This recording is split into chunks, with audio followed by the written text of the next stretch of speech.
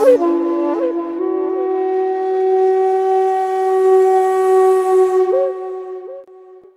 the background is my grandparents, Amanda and Dan Phillips, who both spoke fluent Muskogee. They were full-blood Muskogee, and in fact, they didn't speak English.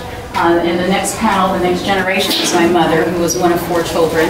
And because she was the youngest child, the government came and took her away forcibly when she was 5 years old to put her in boarding school. They told her parents that it would be better for her to get an education, to learn modern ways, to assimilate into society. And so she was taken and put in boarding school where she was forbidden to also speak the Muskogee language. And so subsequently, she forgot how to speak Muskogee. As she got older, she didn't really understand it anymore. She went to boarding school from the age of 5 through the age of 21. After she graduated high school at 18, they put her in something called the commercial program, which today we would call vocational school. So she learned a trade. She learned to become a secretary and take shorthand and use a typewriter and all those kind of things. And so she didn't remember the Muskogee language. She hardly was around her family throughout all of those years she was in school. She got to come home on holidays. So she further went on after she got done with commercial school. There was something, part of the assimilation program was called the relocation program, created by the U.S. government to take indigenous peoples out of their homelands, away from their families, and transplant them into big cities and hopefully assimilate them into society.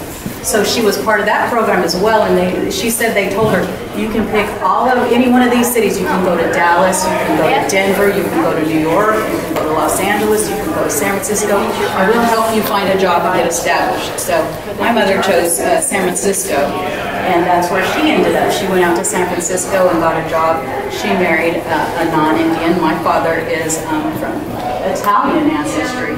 And so subsequently my brother and I are half Muskogee, and because my mother did not speak the language, something that should have been organic and natural for her to share that language and pass it down to us, we didn't receive that, we didn't learn the language. So to this day, I still don't speak the language, and so I'm the next generation up here in front. And you can kind of see, if you're looking at the panels, my grandparents are so far back there that they're almost erased. That culture, that language is almost not there when you're looking at these panels from the front.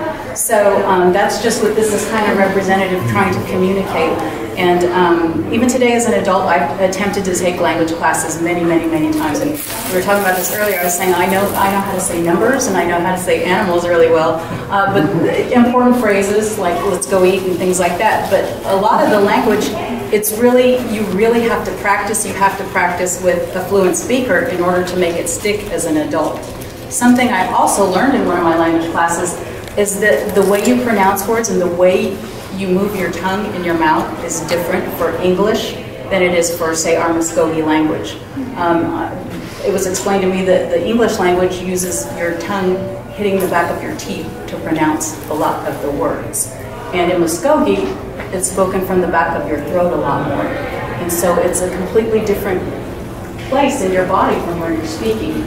And so even as an adult, when you've already learned to talk with your tongue hitting the back of your teeth, it's kind of different to try and switch completely over to speaking another language and doing it accurately. So I think language is so important, and I really am hoping that someday before I leave this earth that I still will learn the Muskogee language.